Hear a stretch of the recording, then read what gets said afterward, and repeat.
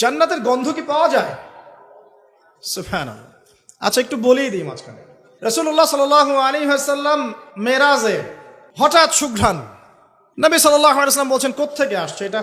জিবরাইল আলাইহিস সালাম উত্তর দিচ্ছেন, এটা হচ্ছে ফেরাউনের মেয়ের চুল আঁচড়ে দিত একজন দাসী, যার হাত থেকে একদিন চিরুনি পড়ে গিয়েছিল। সে বলেছিল বিসমিল্লাহ বলে চিরুনি উঠিয়েছে, উঠে আবার আচরণ শুরু করেছে। এখন এর মেয়ে শুনে ফেলেছে বিসমিল্লাহ বলে উঠিয়েছে। সেই মেয়ে ফেরাউনকে বলল যে আপনাকে বাদ দিয়ে এই দাসী আরেকজনকে ইলাহ মানছে। তখন সেই দাসীকে গ্রেপ্তার করা হলো। তুমি কার উপাসনা করছো, কার ইবাদত করছো?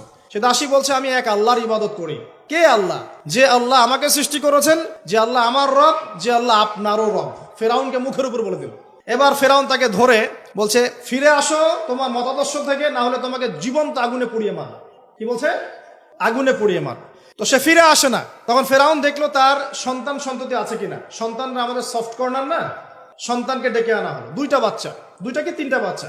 বলছে ফিরে আসো, আমাকে ইলাহ বলে স্বীকার করো, না হলে তোমার সন্তানদেরকে আগুনে ফেলে দিব। সেই মহিলা বলছে আমার তো মাত্র 3টা সন্তান, আমার যদি এর চাইতেও বেশি সন্তান থাকতো তারপর আমি ফিরে আসতাম না।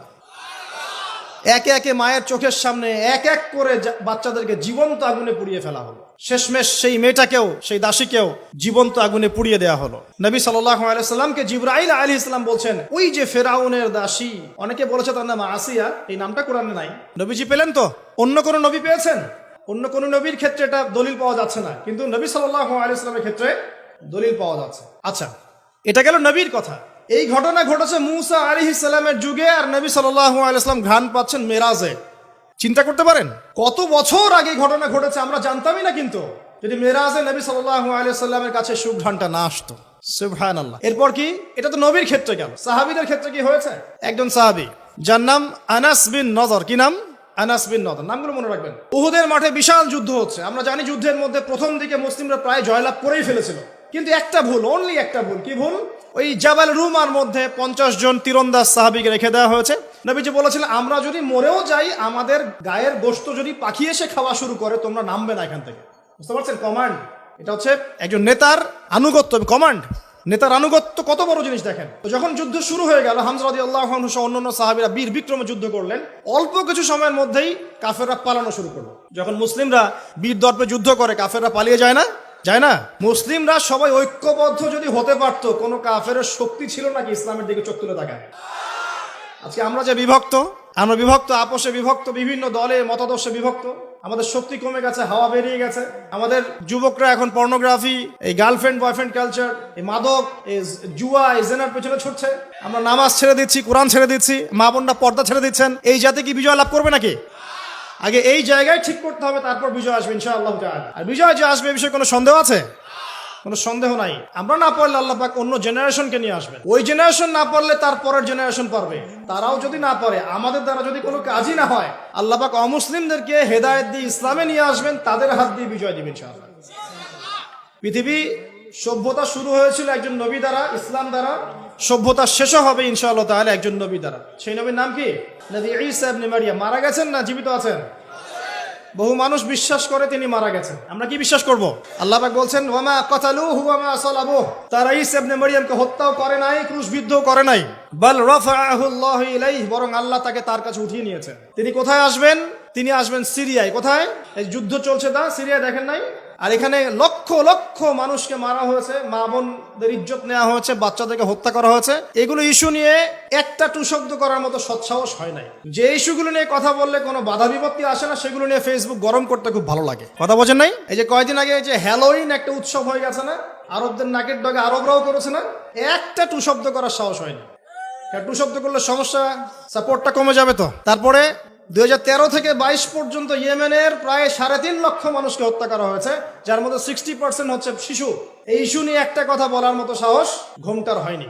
আর কি অসংখ্য ইস্যু আছে পুরো মুসলিম বিশ্বে, যেখানে তাকাবেন সত্যিকারের মুসলিমরা আজকে নির্যাতিত, নিপীড়িত। অর্থনৈতিক ভাবে হোক, সামাজিক ভাবে হোক, আপনার পারিবারিক ভাবে হোক, ধর্মীয় ভাবে হোক, বিভিন্ন ভাবে তাদেরকে হ্যারাস করা হয়েছে। এই মাজলুমদের পক্ষে কথা বলার মতো সৎসাহস হয়নি। কোন ইস্যুগুলো নিয়ে কথা বলতে পছন্দ হয়? ছোটখাটো যেগুলো নিয়ে কথা বললে খুব মজা পাওয়া যায়, 2-4 লাইন কমেন্ট করা যায়, কাউকে অপদস্থ করা যায়, কারো ইজ্জত ধুয়ে দেওয়া যায়। বাস্তবতা কি জানেন? বাস্তবতা হচ্ছে আল্লাহ রাব্বুল আলামিন যখন কাউকে কবুল করে নেন, সারা দুনিয়া মিলেও তার কোনো ক্ষতি করতে পারে না। আরেকটা বড় কথা বলি, মানুষের একটা কথা আছে যে স্পিরিচুয়াল প্রেজেন্স, মানে আধ্যাত্মিক উপস্থিতি বলে একটা কথা আছে। মানুষের ব্যক্তিগত প্রেজেন্সের চাইতে স্পিরিচুয়াল প্রেজেন্সটা অনেক বেশি ইম্পর্টেন্ট। কিভাবে বুঝাচ্ছি?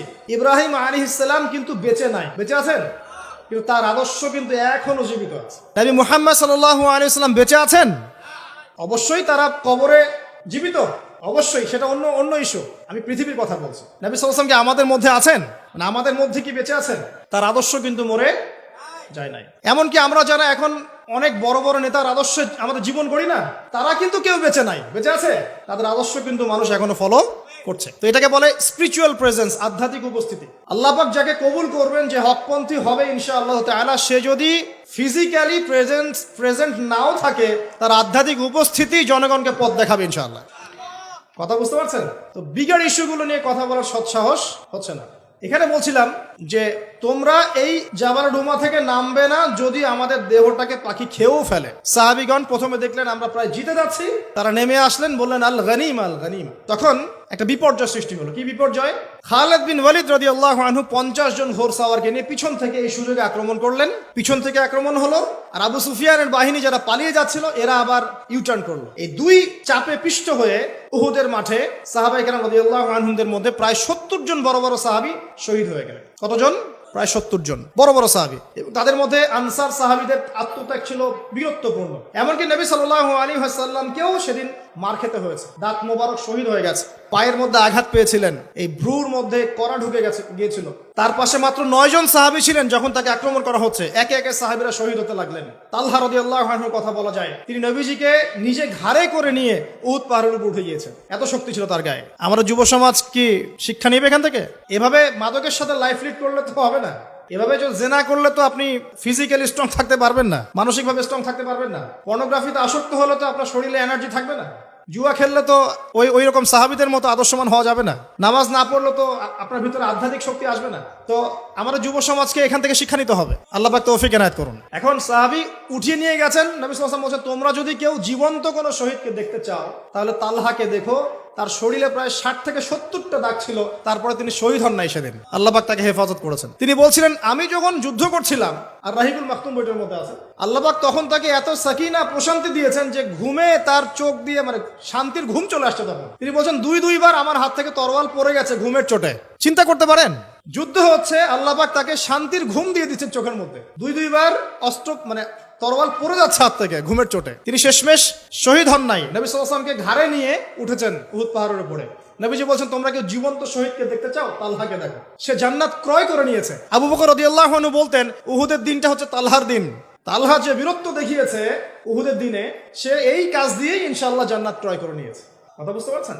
প্রত্যেক সাহাবীর রিপোর্ট ছিল। তো এই সময়ে একটা গুজব ছড়িয়ে পড়েছিল যে রাসূল সাল্লাল্লাহু আলাইহি ওয়াসাল্লামকে হত্যা করা হয়েছে। এমন একটা গুজব ছড়িয়ে দেওয়া হয়েছে মাঠের মধ্যে। এখন অনেক সাহাবী তরোয়াল নিয়ে বসে পড়েছেন যে নবী যদি বেঁচে না থাকেন তাহলে আমরা যুদ্ধ করে কি করবো, এরকম চিন্তা। তখন এই আনাস বিন নাদর রাদিয়াল্লাহু আনহু তিনি ঘোড়া নিয়ে ছুটছেন। পাশে দেখা হয়েছে সাদ বিন মুয়াজ রাদিয়াল্লাহু আনহুর সাথে। কার সাথে?